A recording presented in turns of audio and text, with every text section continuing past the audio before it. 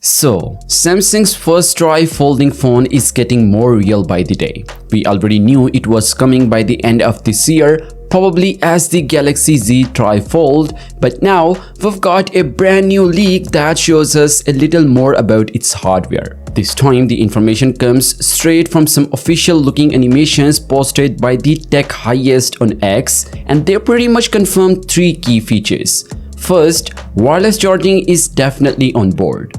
Second, reverse wireless charging is also supported, which means you can drop your Galaxy Buds or even another phone on the back and juice it up.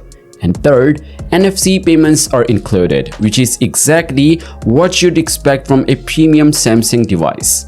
Now, wireless charging isn't exactly a surprise since even mid-range phones have it these days. But reverse wireless charging, that's a big one. Foldables have way less internal space compared to the regular phones, and with everyone pushing for the slimmer designs, there was always a chance Samsung could have ditched it.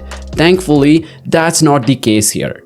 Aside from that, we don't have much time here. We saw hints of its multitasking features earlier, and now these charging details, but that's about it for now.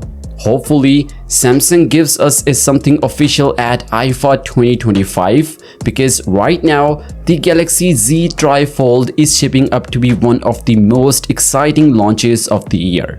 So are you guys expecting Samsung to launch a tri-folding phone this year or not? Share your thoughts in the comments down below, and as always, I will catch you guys in the next one. Peace out.